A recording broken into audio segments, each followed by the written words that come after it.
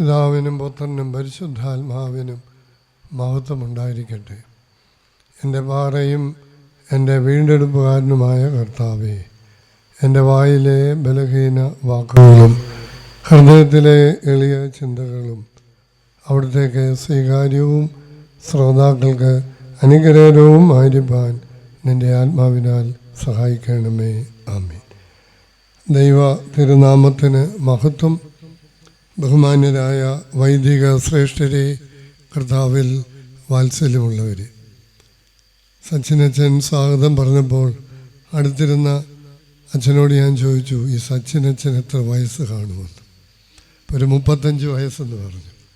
എനിക്ക് 46 വർഷത്തെ അടുപ്പവും കടപ്പാടും ഈ ശാന്തിപുരം കൺവെൻഷനോടുണ്ട്. എൻ്റെ ഓർമ്മ ശരിയാണെങ്കിൽ 1981 മുതൽ ഒരു കാലഘട്ടത്തിൽ മിക്കവാറും എല്ലാ വർഷങ്ങളിലും, പിന്നീട് തിരക്ക് കൂടിയപ്പോൾ വല്ലപ്പോഴും വരുവാനുള്ള അവസരമുണ്ട്. ഞാനും ഏറെ സ്നേഹിക്കുകയും എന്നെയും വളരെയധികം സ്നേഹിക്കുകയും ചെയ്യുന്ന ഒരു കൂട്ടായ്മയാണ് ശാന്തിപുരം കൺവെൻഷൻ. അതുകൊണ്ടാണ് തിരക്ക് എങ്കിലും ഞാൻ ഈ ക്ഷണം സന്തോഷപൂർവ്വം സ്വീകരിച്ചത്. എനിക്കൊരല്പം ഒരസ്വസ്ഥതയുണ്ട്. സൈനസ് കൊണ്ട് എൻ്റെ ഒരു ഭാഗം അടഞ്ഞിരിക്കുക. 1-ാം തീയതി വൈകിട്ട് ഞങ്ങളുടെ പുനലൂർ കൺവെൻഷൻ ഉണ്ടായിരുന്നു, പോകാൻ പറ്റിയില്ല. പകരം ഒരച്ഛനെ അയക്കുകയായിരുന്നു ചെയ്തത്. വാത്സല്യമുള്ളവരെ, ഈ കൂട്ടായ്മ വളരെ അനുഗ്രഹകരമായി 66 വർഷം പിന്നിടുമ്പോഴും മുടങ്ങാതെ കൊണ്ടു നടക്കുന്നു എന്നുള്ളതിൽ നിങ്ങളെ അഭിനന്ദിക്കുന്നു, ദൈവത്തെ സ്തുതിക്കുന്നു. ഈ വർഷത്തെ കൺവെൻഷൻ്റെ സമാപന രാത്രിയുടെ ചിന്താവിഷയം എല്ലാവർക്കും സുപരിചിതമായ ഒരു വേദഭാഗമാണ്. വിശുദ്ധനായ മത്തായിയുടെ സുവിശേഷം 15-ാം അധ്യായം 21 മുതൽ 28 വരെയുള്ള വാക്യങ്ങൾ. വിശുദ്ധനായ മത്തായിയുടെ സുവിശേഷം 15-ാം അധ്യായം 21 മുതൽ 28 വരെയുള്ള വാക്യങ്ങൾ. യേശു അവിടം വിട്ട് സോർ സീദോൻ എന്ന പ്രദേശങ്ങളിലേക്ക് വാങ്ങിപ്പോയി. ആ ദേശത്ത് നിന്ന് ഒരു കനാന്യ സ്ത്രീ വന്ന് അവനോട്, കർത്താവേ, ദാവീദ് പുത്ര, എന്നോട് കരുണ തോന്നണമേ, എൻ്റെ മകൾക്ക് ഭൂതോപദ്രവം കഠിനമായിരിക്കുന്നു എന്ന് നിലവിളിച്ചു പറഞ്ഞു. അവൻ അവളോട് ഒരു വാക്കും ഉത്തരം പറഞ്ഞില്ല. അവൻ്റെ ശിഷ്യന്മാർ അടുക്ക വന്ന്, അവൾ നമ്മുടെ പിന്നാലെ നിലവിളിച്ചുകൊണ്ട് വരുന്നു, അവളെ പറഞ്ഞയക്കണമേ എന്ന് അവനോട് അപേക്ഷിച്ചു. അതിനവൻ, ഇസ്രായേൽ ഗൃഹത്തിലെ കാണാതെ പോയ ആടുകളുടെ അടുക്കലേക്കല്ലാതെ എന്നെ അയച്ചിട്ടില്ല എന്നുത്തരം പറഞ്ഞു. അവൾ വന്നു, കർത്താവേ, എന്നെ സഹായിക്കണമേ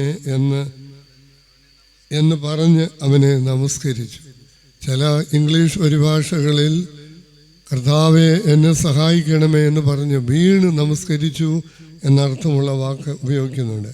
അവനോ മക്കളുടെ അപ്പമെടുത്ത് നായ്ക്കുട്ടികൾക്ക് കൊടുക്കുന്നത് നന്നല്ല എന്നുത്തരം പറഞ്ഞു. അതിനവൾ, അതേ കർത്താവെ, നായ്ക്കുട്ടികളും യജമാനന്മാരുടെ മേശയെങ്കിൽ നിന്ന് വീഴുന്ന നുറുക്കുകൾ തിന്നുന്നുണ്ടല്ലോ എന്ന് പറഞ്ഞു.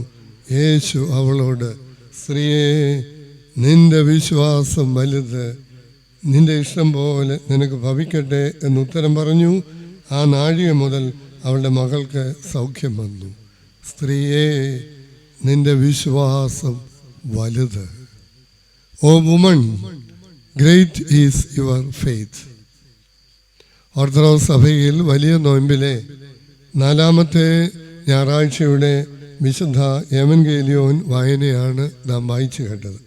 ഓർത്തഡോക്സ് സഭയിലും ഇതൊരു ഞായറാഴ്ച എവൻഗേലിയോൻ വായനയായി ഞാൻ മനസ്സിലാക്കുന്നു.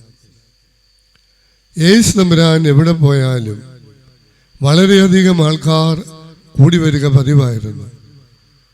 അവനെ കാണേണ്ടതിന്, അവനെ കേൾക്കേണ്ടതിന്, രോഗസൗഖ്യം കിട്ടേണ്ടതിന്, കാര്യങ്ങൾ നേടിയെടുക്കേണ്ടതിന്. ചിലർ കാഴ്ചക്കാരായി, ചിലർ എന്തെങ്കിലും കുറ്റം കണ്ടുപിടിച്ച് അവനെ അപമാനിക്കാനും കുറ്റം പറയാനുമായിട്ട്. തിരക്കുകളുടെ നടുവിൽ ഒരല്പം ശാന്തതയ്ക്കും സ്വസ്ഥതയ്ക്കും വേണ്ടിയാണ് യേശു ഇങ്ങനെ ഒരു ഇടം തിരഞ്ഞെടുക്കുന്നത്. സോർ സീദോൻ പ്രദേശത്തേക്ക് വാങ്ങിപ്പോയി. എന്നാൽ ഇതേ സംഭവം വിശുദ്ധ മർക്കോസിന്റെ സുവിശേഷം 7-ാം അധ്യായത്തിലുണ്ട്. അവിടെ പറയുന്നു, ആരും അറിയരുതെന്ന് അവൻ ആഗ്രഹിച്ചു, എങ്കിലും അവന് മറഞ്ഞിരിപ്പാൻ കഴിഞ്ഞില്ല. വിശുദ്ധ മർക്കോസിന്റെ സുവിശേഷത്തിൽ ഈ വേദഭാഗം ഒരു വീട്ടിൽ ആണ് നടക്കുന്നത് ഈ സംഭവം. എന്നാൽ വിശുദ്ധ മത്തായിയുടെ സുവിശേഷത്തിൽ യേശുവിൻ്റെ യാത്രാവേളയിലാണ് നടക്കുന്നത് എന്ന് ബോധ്യമാകുന്നു. കാരണം ശിഷ്യന്മാർ വന്ന് പറയുന്നുണ്ടല്ലോ, കർത്താവേ, ഇവൾ നമ്മുടെ പുറകെ നിലവിളിച്ചുകൊണ്ട് വരുന്നു. വന്നിരിക്കുന്നു എന്നല്ല, വരുന്നു. ഒരു തുടർച്ചയാണ്. അപ്പം യാത്രാവേളയിൽ പുറകെ നിലവിളിച്ചുകൊണ്ട് അവൾ പോകുന്നു എന്ന്. എന്നാൽ മർക്കോസിൽ ഒരു വീട്ടിൽ വെച്ചാണ് ഈ സംഭവം നടക്കുന്നത്. വിശുദ്ധ മത്തായിയുടെ സുവിശേഷത്തിൽ കനാന്യ സ്ത്രീ എന്നാണ് ഈ സ്ത്രീയെ കുറിച്ച് പറയുന്നത്. ആകെ കൂടി അറിയാവുന്ന 2 കാര്യങ്ങളേ ഉള്ളൂ. ഒരു കനാന്യ സ്ത്രീയാണ്. അവളുടെ മകൾക്ക് ഭൂതോപദ്രവം ബാധിച്ചിരിക്കുന്നു. ഭർത്താവുണ്ടോ മറ്റു മക്കളുണ്ടോ ഒന്നും അറിയില്ല. എന്നാൽ മർക്കോസിന്റെ സുവിശേഷത്തിൽ സീറോ ഫൊയ്നോക്യക്കാരി സ്ത്രീ എന്ന് വിശേഷിപ്പിക്കുന്നു. വാളക്കുഴിക്കാരൻ ഒരു ക്രിസ്ത്യാനി, വാളക്കുഴിക്കാരി ഒരു ക്രിസ്ത്യാനി എന്ന് പറയുന്നത് പോലെ രണ്ടും ഒന്ന് തന്നെയാണെന്നാണ് വേദപണ്ഡിതന്മാര് പറയുന്നത്. ഒന്ന്, ആളിന്റെ വംശത്തിന്റെ ജാതിയുടെ അടിസ്ഥാനത്തിൽ കനാന്യ സ്ത്രീ എന്ന് പറഞ്ഞ് മത്തായി സ്ലീഹ ഇത് അവതരിപ്പിക്കുമ്പോൾ വിശുദ്ധനായ മർക്കോസ് സ്ലീഹ ഏത് സ്ഥലത്തു നിന്നുള്ളവളാണെന്ന് പറയാനായിട്ടാണ് ശ്രമിക്കുന്നത്. മെഡിറ്ററേനിയൻ തീരത്തെ ഫൊയ്നീക്യ എന്ന പട്ടണത്തിലെ 2 തുറമുഖ പട്ടണങ്ങളാണ് സോറും സീദോനും. അപ്പം തുറമുഖ പട്ടണങ്ങളാകുമ്പോൾ വളരെ തിരക്കുള്ള, കച്ചവടങ്ങളുള്ള ധാരാളം ആൾക്കാർ വിവിധ സ്ഥലങ്ങളിൽ നിന്ന്, പ്രദേശങ്ങളിൽ നിന്ന് കൂടി വരുന്ന ഒരു സ്ഥലമാണ്. എന്നാൽ യഹൂദ ജാതിയും യഹൂദന്മാരും ഇസ്രായേൽക്കാരും ഈ പ്രദേശത്തുള്ളവരുമായി നൂറ്റാണ്ടുകൾ പഴക്കമുള്ള ബദ്ധശത്രുത നിലനിൽക്കുന്ന ഒരു സ്ഥലമാണ്. സോറും സീദോനും പുറജാതി മേഖലയാണെങ്കിലും സോറിനെയും സീദോനെയും കുറിച്ച് ക്രിസ്തു വളരെ അഭിമാനത്തോടെ സ്മരിക്കുന്ന ഒരു സന്ദർഭമുണ്ട്. കോരസീനെ, നിനക്ക് ഹാ കഷ്ടം. ബാക്കി, ബത്സയിദേ, നിനക്ക് ഹാ കഷ്ടം. നിന്നിൽ നടന്ന വീര്യപ്രവർത്തികൾ സോരിലും സീദോനിലും നടന്നിരുന്നു എങ്കിൽ നിങ്ങൾക്ക് അവരോട് പുച്ഛമായിരിക്കാം. നിങ്ങൾ അവരെക്കാൾ ശ്രേഷ്ഠരാണെന്ന് നിങ്ങൾ അഭിമാനിക്കുന്നുണ്ടാകാം. ജാതിയുടെ വംശത്തിന്റെ അടിസ്ഥാനത്തിൽ നിങ്ങൾക്ക് അവരെ പുച്ഛമായിരിക്കാം, നിസ്സാരമായിരിക്കാം. പക്ഷെ ക്രിസ്തു പറയുന്നു, നിങ്ങൾക്ക് കാകഷ്ടം. നിന്നിൽ നടന്ന വീര്യപ്രവർത്തികൾ സോരിലും സീദോനിലും നടന്നിരുന്നുവെങ്കിൽ അവരെന്നെ 2 മാനസാന്തരപ്പെട്ട് 2 മണ്ണുകളിലും ഇരിക്കുമായിരുന്നു. പക്ഷെ ഒരു കാര്യം കൂടെ പറഞ്ഞു, ന്യായവിധിയുടെ നാളിൽ സോറിനും സീദോനും സഹിക്കാവുന്നത് അവർക്കതിന് കഴിയും എന്ന് ക്രിസ്തു ഈ പ്രദേശത്തെ കുറിച്ച് പറയുന്നുണ്ട്. വീണ്ടും വിശുദ്ധ മത്തായിയിലും മർക്കോസിലും നമ്മൾ ഒന്ന് ഓടിച്ചു നോക്കിയാൽ വളരെ വിശദമായി ഇത് ആവിഷ്കരിച്ചിരിക്കുന്നത് വിശുദ്ധ മത്തായി സ്ലീഹായാണ്. മർക്കോസ് വളരെ പരിമിതമായ വാക്കുകളിലാണ് ഇത് അവതരിപ്പിക്കുന്നത്. അതായത് മത്തായി സ്ലീഹായിൽ നാം കാണുന്നുണ്ട്, ഈ കനാന്യ സ്ത്രീ, പുറജാതിക്കാരി സ്ത്രീ യേശുതമ്പുരാന്റെ പുറകെ നിലവിളിച്ചു കൊണ്ടുവരുന്നു. ഒരു വാക്കും ഉത്തരം പറയുന്നില്ല. ശിഷ്യന്മാര് വന്ന് പറഞ്ഞു, ഇവൾ നമ്മുടെ പുറകെ നിലവിളിച്ചു കൊണ്ടുവരുന്നു, അവളെ പറഞ്ഞയക്കണം. ഒരു ശല്യമാ, ഈ വല എങ്ങനെങ്കിലും അവിടുന്ന് ഒഴിവാക്കണം. അപ്പൊ മറുപടി പറഞ്ഞു, ഇസ്രായേൽ ഗ്രഹത്തിലെ കാണാതെ പോയ ആടുകളുടെ അടുക്കലേക്കല്ലാതെ എന്നെ അയച്ചിട്ടില്ല. അവളുടെ പ്രതികരണം നോക്കണം. അവൾ വീണ് നമസ്കരിക്കുന്നു, അല്ലെങ്കിൽ നമസ്കരിക്കുന്നു, കർത്താവേ എന്നെ സഹായിക്കണമേ. എത്ര ഹൃദയഭേദകമായ, ഹൃദയത്തിന്റെ അന്തരാത്മാവിൽ നിന്നുള്ള ഒരു നിലവിളിയാണ്, കർത്താവേ. ഇസ്രായേൽ ജാതി അവനെ കർത്താവെന്ന് കാണുവാൻ, അവനെ അംഗീകരിക്കുവാൻ, അത് ഉൾക്കൊള്ളുവാൻ പ്രയാസമുള്ളപ്പോൾ ഒരു പുറജാതി സ്ത്രീയാണ് ധൈര്യമായിട്ട് പറയുന്നത് ലോർഡ് ഹെൽപ്പ് മീ, കർത്താവേ അവിടുന്ന് എന്നെ സഹായിക്കണം. അപ്പം പറഞ്ഞു, മക്കളുടെ അപ്പം എടുത്ത് നായ്ക്കുട്ടികൾക്ക് കൊടുക്കുന്നത് വിഹിതമല്ല. നായ്ക്കുട്ടിയെങ്കിൽ നായ്ക്കുട്ടി, പക്ഷേ നായ്ക്കുട്ടികളും യജമാനന്മാരുടെ മേശയിൽ നിന്ന് വീഴുന്ന നുറുക്കുകൾ കൊണ്ടാണ് ജീവിക്കുന്നത്. എന്തും പറയട്ടെ, പറഞ്ഞുകൊള്ളൂ. പക്ഷേ ഞാൻ എന്തിനു വേണ്ടി അങ്ങയുടെ അടുത്ത് സന്നിധിയിൽ കടന്നു വന്ന് കേണപേക്ഷിക്കുന്നുവോ അവിടുന്ന് അതെനിക്ക് തന്നേ മതിയാകുകയുള്ളൂ. എന്നാൽ മർക്കോസിൽ നമ്മളിത് വായിക്കുമ്പോൾ ഒറ്റ കാര്യം മാത്രമേ ഉള്ളൂ. മക്കളുടെ അപ്പമെടുത്ത് നായ്ക്കുട്ടികൾക്ക് കൊടുക്കുന്നത് വിഹിതമല്ല എന്നുള്ള ക്രിസ്തുവിൻ്റെ പരാമർശം മാത്രമേ ഉള്ളൂ. ഇവിടെ അല്പം കൂടി വിശദമായിട്ട് നമ്മൾ കാണുന്നു.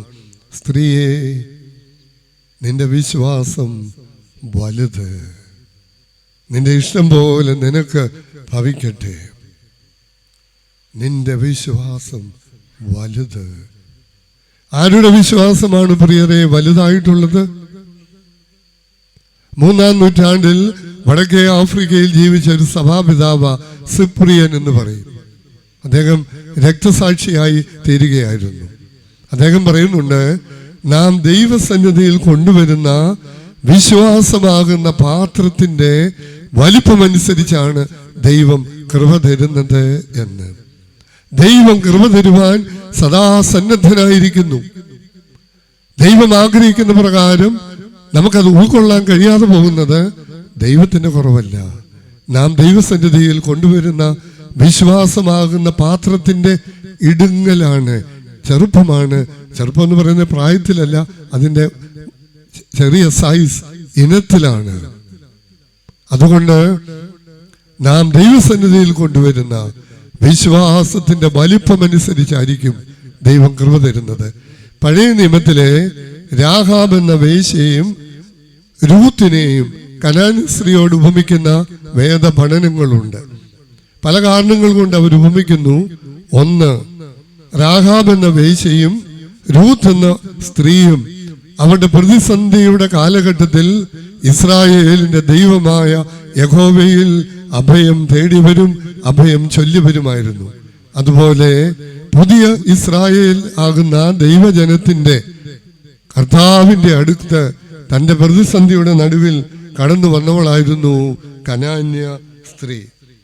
പ്രിയമുള്ളവരെ, 2-ാം നൂറ്റാണ്ടിന്റെ അവസാനം 3-ാം നൂറ്റാണ്ടിന്റെ ആദ്യ പാദത്തിൽ ജീവിച്ച അലക്സാൻഡ്രിയയിലെ ഒറിഗൻ എന്ന് പറയുന്ന ഒരു വലിയ വേദ വ്യാഖ്യാതാവുണ്ട്. അലക്സാൻഡ്രിയൻ പാരമ്പര്യത്തിൽ ആലങ്കാരികമായി ഉപമകളിൽ കൂടിയാണ് അവരധികവും വ്യാഖ്യാനങ്ങൾ നടത്തിയിരുന്നത്. അത് അലക്സാൻഡ്രിയൻ പ്രബോധന ചിന്താധാരയുടെ ഒരു ഒരു രീതിശാസ്ത്രമായിരുന്നു. ഒരു മനുഷ്യൻ യെരുശലേമിൽ നിന്ന് എറിഹോവിലേക്ക് പോയി. അതിനെക്കുറിച്ച് അവർ ആലങ്കാരികമായിട്ട് പറയുന്നു, ആ വീണ് കിടക്കുന്ന മനുഷ്യജാതിയാണ്. അതിലേക്ക് കടന്നു വന്ന പുരോഹിതൻ വന്നു, ലേവ്യൻ വന്നു, പഴയ നിയമത്തിലുള്ളവർ വന്നു. പക്ഷേ നല്ല ശമനക്കാരനായി വന്നത് ക്രിസ്തുവായിരുന്നു എന്ന്. അങ്ങനെ ഒന്നിനെ മറ്റൊന്നിനോട് താരതമ്യപ്പെടുത്തിക്കൊണ്ടുള്ള ആവിഷ്കാരമാണ് അലക്സാൻഡ്രിയൻ പാരമ്പര്യത്തിലുള്ളത്. അതിൻ്റെ പ്രധാന വ്യക്തികളിൽ ഒരാളായിരുന്നു ഒറിഗൻ എന്ന് പറയുന്ന ഒരാൾ. അദ്ദേഹം ഈ വേദഭാഗത്തെ വ്യാഖ്യാനിക്കുന്നത് കനാന്യ സ്ത്രീയെ സഭയോടും അവരുടെ മകളെ ആ സഭയിലെ ഒരംഗത്തോടും, അവരമ്മയും മകളുമാണ്. പക്ഷേ ആലങ്കാരികമായി ഉപമയിൽ കൂടി അമ്മ സഭയും മകൾ ആ സഭയിലെ ഒരു അംഗവും എന്നുള്ള നിലയിൽ. പ്രിയമുള്ളവരെ, ആരുടെ വിശ്വാസമാണ് വലുത്? സ്ത്രീയെ, നിന്റെ വിശ്വാസം വലുത് എന്ന് പറയുമ്പോൾ ആരുടെ വിശ്വാസമാണ് വലുത്? ഫ്രാൻസിസ് മാർപ്പാപ്പ, അദ്ദേഹം ദിവംഗതനായിട്ട് കാലം അധികമായില്ലല്ലോ. ചുരുങ്ങിയ നാളത്തെ സഭാ നേതൃത്വം കൊണ്ട് മുഴുവൻ ലോകത്തിന്റെയും ശ്രദ്ധ പിടിച്ചു പറ്റിയ ഒരു സഭാ മേലധ്യക്ഷനായിരുന്നു ഫ്രാൻസിസ് മാർപ്പാപ്പ. 2 പ്രാവശ്യം അദ്ദേഹത്തെ അടുത്ത് കാണുവാൻ, സംസാരിക്കാൻ അവസരം കിട്ടി. പൊങ്ങച്ചം പറയാനായിട്ടല്ല. പക്ഷെ ആദ്യത്തെ പ്രാവശ്യം ഞാൻ അദ്ദേഹത്തെ കാണുമ്പോൾ അദ്ദേഹത്തിന് എന്നോട് പറയാനുള്ളത്, ബ്ലസ് മീ, ബ്ലസ് മീ, എന്നെ അനുഗ്രഹിക്ക്, എന്നെ അനുഗ്രഹിക്ക്. അപ്പൊ ഞാൻ അദ്ദേഹത്തോട് ചോദിച്ചു, holy father, who am I to bless U?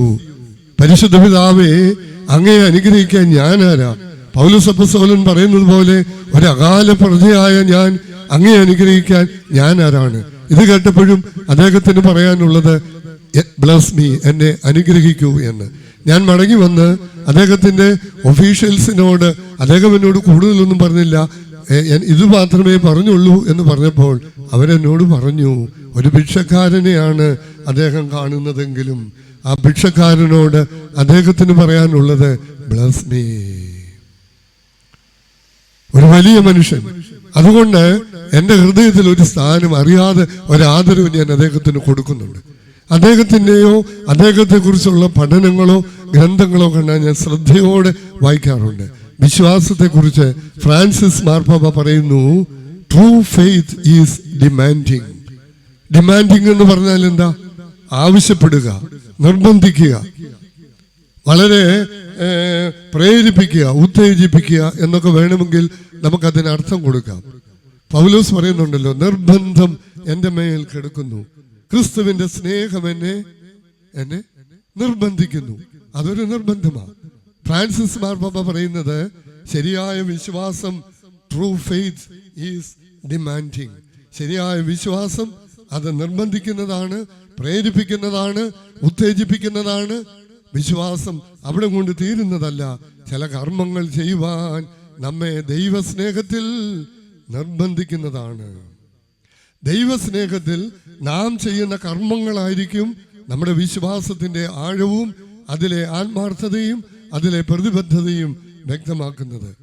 4-ാം നൂറ്റാണ്ടിൽ ജെറുസലേമിൽ ജീവിച്ച യെരുസലേമിലെ കൂറിലോസ് എന്ന് പറയുന്ന ഒരു പിതാവ് പഠിപ്പിക്കുന്നുണ്ട്, ദൈവീകതയുടെ കാര്യങ്ങൾക്ക് 2 വശങ്ങളുണ്ട്.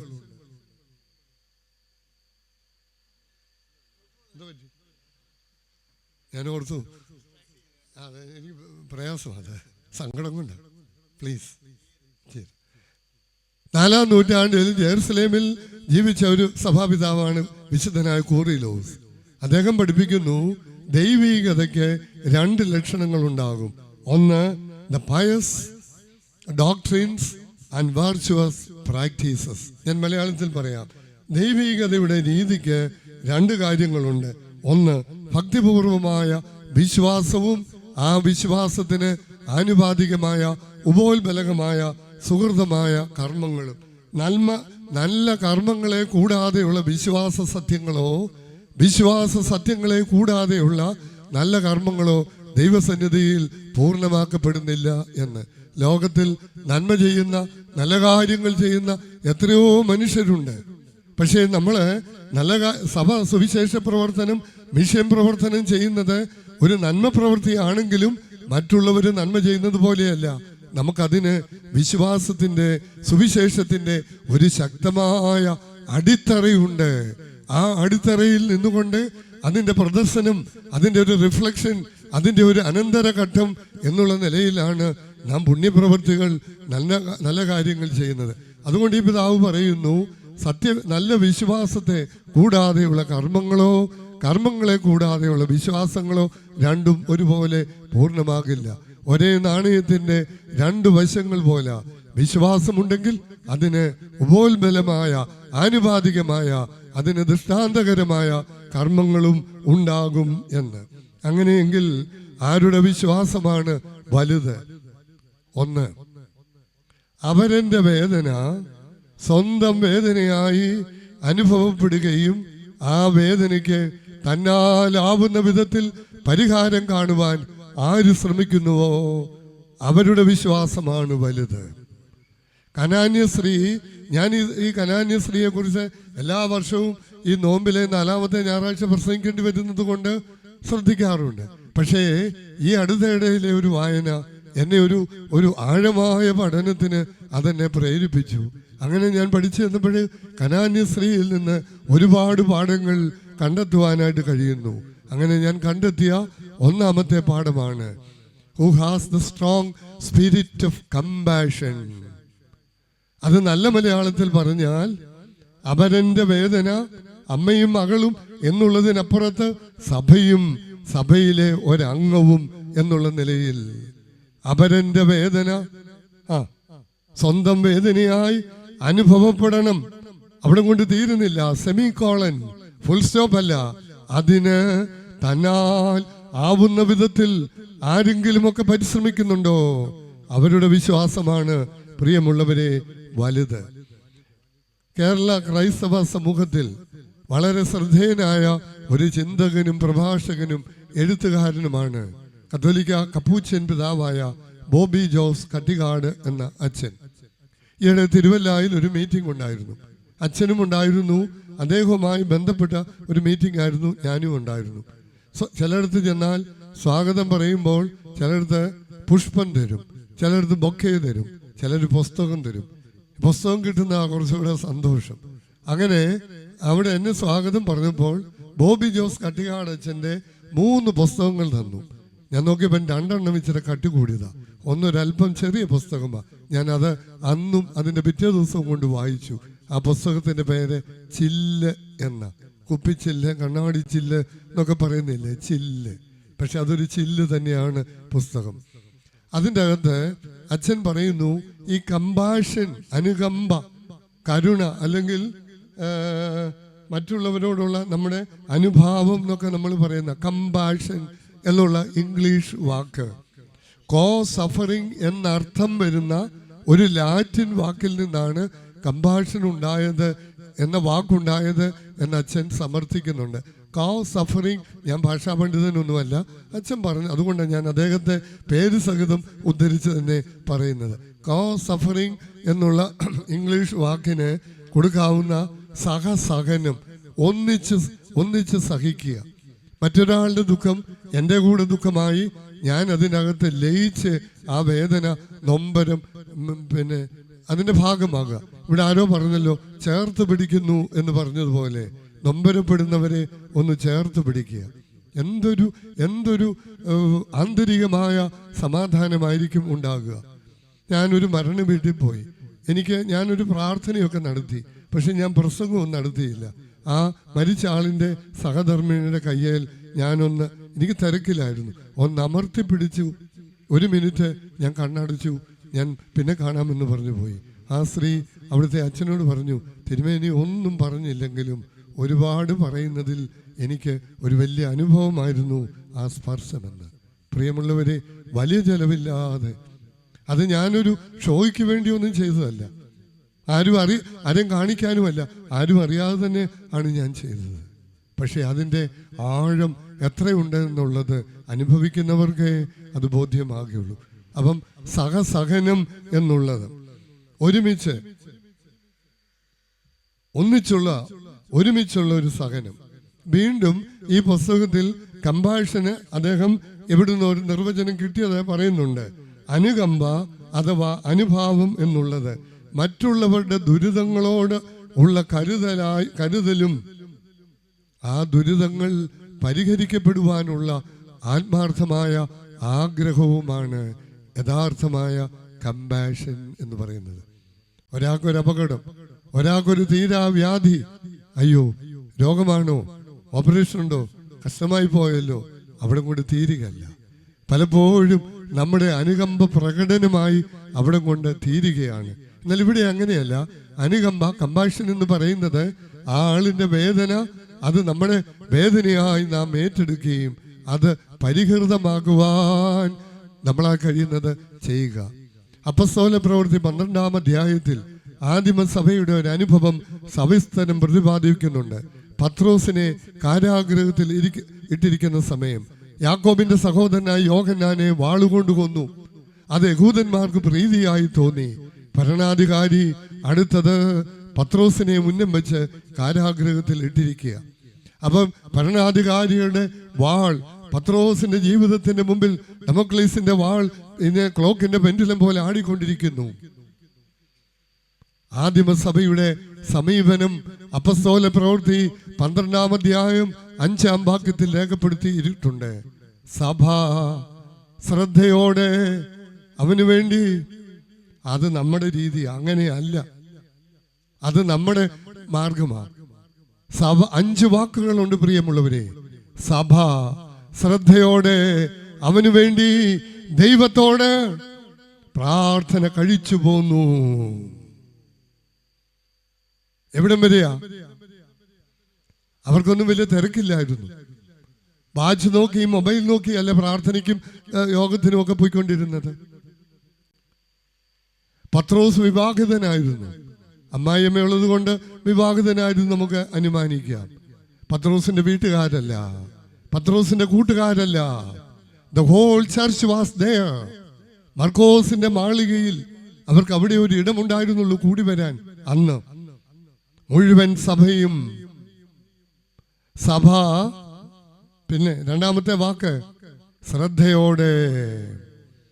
എന്താണ് പ്രിയമുള്ളവരെ ശ്രദ്ധയോടെ പ്രാർത്ഥിക്കുക എന്ന് പറഞ്ഞാൽ? ഞാൻ മനസ്സിലാക്കിയിരിക്കുന്നത്, ഞാൻ എൻ്റെ ആവശ്യത്തിന് വേണ്ടി ഞാൻ പ്രാർത്ഥിക്കുമ്പോൾ ഞാൻ കാണിക്കുന്ന ആത്മാർത്ഥതയും, ഞാൻ നിങ്ങളിൽ ഒരുവിനു വേണ്ടി പ്രാർത്ഥിക്കുമ്പോൾ ഞാൻ കാണിക്കുന്ന ആത്മാർത്ഥതയും ഒന്നാണെങ്കിൽ അതിൻ്റെ പേരാണ് ശ്രദ്ധയോടുകൂടിയ പ്രാർത്ഥന. അവർക്കെല്ലാം വ്യക്തിപരമായി പ്രയാസങ്ങൾ കാണാം, ആവശ്യങ്ങൾ കാണാം, ബുദ്ധിമുട്ടുകൾ കാണാം. പക്ഷെ ഇപ്പൊ അവരെ സംബന്ധിച്ചിടത്തോളം ഒരേ ഒരു വിഷയം മാത്രമേ ഉള്ളൂ. Peter must be released. പത്രോസ് വിമോചിതനാകണം. അതുകൊണ്ടാണ് ഒറിഗൻ പറയുന്നത് അമ്മയും മകളുമല്ല, സഭയും ആ സഭയിലെ ഒരംഗവുമാണ് എന്ന്. ഈ ഒരാത്മാവിനെ ആധുനിക സഭയ്ക്ക് നിലനിർത്താൻ കഴിയുമോ? അവരന്റെ വേദന സ്വന്തം വേദനയായി അനുഭവപ്പെടുക, അതിന് തന്നാലാവുന്ന വിധത്തിൽ പരിഹാരം കാണുവാനായി ശ്രമിക്കുക. ഞാൻ വിശുദ്ധ ലൂക്കോസിന്റെ സുവിശേഷത്തിൽ കർത്താവ് പറഞ്ഞ 2 ഉപമകൾ എടുക്കട്ടെ. ഒന്ന് ധനവാന്റെയും ലാസറിന്റെയും ഉപമ. ധനവാന് പേരില്ല, ധൂമ്രവസ്ത്രധാരിയായി നടക്കുന്നു എന്നുണ്ട്. ലാസറിന് ഒന്നുമില്ല, പേരുണ്ട്. വ്രണബാധിതനായി ധനവാന്റെ വീട്ടുപടിക്കൽ കിടക്കുന്ന ലാസർ എന്ന് പറയുന്ന മനുഷ്യൻ. ഈ ലാസറിനെ കുറിച്ച് 4-ാം നൂറ്റാണ്ടിൽ ജീവിച്ച സഭാപിതാവും എൻ്റെ കാവൽ പിതാവ് കൂടിയായ സെയിന്റ് ജോൺ ക്രിസോസ്റ്റം 6 പ്രസംഗങ്ങളാണ് നടത്തുന്നത്. മനസാക്ഷിയുള്ളവരുടെ കണ്ണ് ഈറനണിയിക്കുന്ന പ്രസംഗങ്ങളാണ്. അദ്ദേഹം ചോദിക്കുന്നൊരു ചോദ്യം, വ്രണബാധിതനായി അങ്ങനെ വേദന കൊണ്ട് പൊളയുന്ന മനുഷ്യനെ സഹായിക്കുവാൻ, അവനെ ഒന്ന് സ്വാന്തനപ്പെടുത്തുവാൻ ഒരു മനുഷ്യൻ പോലും ഇല്ലാതിരുന്നിടത്ത് ഒരു നായ മാത്രമാണ് ഉണ്ടായിരുന്നത്. നായ പരുപരുപ്പുള്ള അരമുള്ള നാവുകൊണ്ട് ലാസറിന്റെ വ്രണത്തിലെ പഴുപ്പ് വലിച്ചു കുടിക്കുമ്പോൾ 2 കാര്യങ്ങൾ നടക്കുന്നു. 1 പഴുപ്പ് മാറ്റുന്നു, 2 സ്വാന്തനപ്പെടുത്തുന്നു. അദ്ദേഹം ചോദിക്കുന്നു, മനുഷ്യ മനസാക്ഷിയുണ്ട് എന്ന് വീമ്പടിക്കുന്ന മനുഷ്യ പറയൂ, ഇവിടെയാണ് മനസാക്ഷി? ആർക്കാണ് മനസാക്ഷി? നമ്മെ സംബന്ധിച്ചിടത്തോളം നായ എന്ന് പറയുന്നത് വളരെ മോശമായ ഒരു ജീവിയായിട്ടാണ് നമ്മൾ പലപ്പോഴും കാണുന്നത്. അത് തെരുവിൽ ഒരുപാട് അലഞ്ഞു നടക്കുന്നത് കൊണ്ടായിരിക്കാം. പക്ഷേ ഏതാനും ഞായറാഴ്ചകൾക്ക് മുമ്പ് നിങ്ങൾക്കറിയാമല്ലോ, മലയാള മനോരമയിൽ ഇന്നത്തെ ചിന്താവിഷയം വന്യനായ TJ ജോഷുവാച്ചൻ ദിവംഗതനായതിനു ശേഷം പലരെഴുതി തുടങ്ങി. പക്ഷെ ഇപ്പം തുടർന്നുകൊണ്ടിരിക്കുന്നത് രോഹിണി തിരുനാൾ എന്ന് പറയുന്ന ഒരാളാണ്. ഒരു സ്ത്രീയാണെന്നാണ് ഞാൻ മനസ്സിലാക്കിയിരിക്കുന്നത്, അല്ലെന്ന അഭിപ്രായമുണ്ട്. എന്തുമാകട്ടെ, 3-4 ഞായറാഴ്ചകൾക്ക് മുമ്പ് നെപ്പോളിയൻ ബോണപ്പാർട്ട് നടത്തിയ ഒരു യുദ്ധക്കളത്തിലെ ഒരു രംഗമായിരുന്നു ചിന്താവിഷയമായി എഴുതിയിരുന്നത്. അനേക പടയാളികൾ മുറിവേറ്റ് കിടക്കുന്നു, മരിച്ചവർ ഒരുപാട് കിടക്കുന്നു. ആ യുദ്ധക്കളത്തിലൂടെ നെപ്പോളിയൻ ബോണപ്പാർട്ട് ഇങ്ങനെ നടന്നു വരുമ്പോൾ ഒരു മരിച്ചു വീണ ഒരു പട്ടാളക്കാരന്റെ ശവത്തിന്റെ അടികെ ഇരുന്ന് ഇടയ്ക്കിടയ്ക്ക് ആ പട്ടാളക്കാരന് ചുംബനം കൊടുക്കുന്ന ഒരു നായും, അത് ഓരിയിട്ട് ശബ്ദമുണ്ടാക്കുന്ന നായും. നെപ്പോളിയൻ കുറെ നേരം ആ രംഗം നോക്കി നിന്നുപോയി. അദ്ദേഹം മടങ്ങിപ്പോയി. അദ്ദേഹത്തിന്റെ ഹൃദയത്തിന് പരിവർത്തനമുണ്ടായി എന്നാണ് ചിന്താവിഷയം എഴുതിയ ആള് രേഖപ്പെടുത്തിയിരിക്കുന്നത്. മനുഷ്യൻ മടിക്കുന്നത് നായ ചെയ്യാൻ തുടിക്കുന്നു. എനിക്ക് സ്നേഹിതർ പലരും നല്ല വീഡിയോകൾ ചിലപ്പോൾ ഇട്ട് തരും. ഞാൻ ഈയിടെ കരഞ്ഞുകൊണ്ട് കണ്ട ഒരു വീഡിയോയാണ്. ഒരു ചെറുപ്പക്കാരന് ഒരു വളർത്തുനായുണ്ട്. ചെറുപ്പക്കാരൻ ഒരു ദിവസം പാത്രത്തിൽ തൻ്റെ ഭക്ഷണം എടുത്ത് കഴിക്കാനായിട്ട് എടുത്തു. ചെറുപ്പക്കാരൻ്റെ അടുത്ത് രണ്ട് കൈയും തറയെ കുത്തി ഹിസ് മാസ്റ്റേഴ്സ് വോയിസിൽ കണ്ട പടം പോലെ നിൽക്കുന്ന ഒരു നായ. ചെറുപ്പക്കാരൻ തൻ്റെ സ്പൂണിൽ വിഭവം എടുത്ത് വായുടെ അടുത്തേക്ക് കൊണ്ടുവരുന്ന സമയത്ത് നായ അതിൻ്റെ ഒന്നുമില്ലാത്ത പാത്രം, ശൂന്യമായ പാത്രം ഇടത്തെ കൈകൊണ്ട് ഒന്നനക്കി.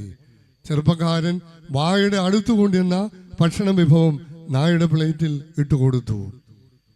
നായ്ക്ക് സംതൃപ്തിയായി കാണുമെന്ന് കണ്ട് ചെറുപ്പക്കാരൻ രണ്ടാമത് വീണ്ടും തൻ്റെ സ്പൂണിൽ കോരുമ്പോൾ നായ ഒന്നും അനങ്ങത്തില്ല. വായുടെ അടുത്ത് കൊണ്ടുചെല്ലുന്ന സമയത്ത് എത്ര ക്ഷമയോടുകൂടി ആ നായ ഇരിക്കുന്നറിയാമോ? അത് രണ്ടാം പ്രാവശ്യവും പാത്രമൊന്നനക്കി. ചെറുപ്പക്കാരൻ രണ്ടാം പ്രാവശ്യവും നായയുടെ പ്ലേറ്റിൽ ഇട്ടുകൊടുത്തു. നായ്ക്ക് സംതൃപ്തിയായി കാണുമെന്ന് കണ്ട് he made the third attempt.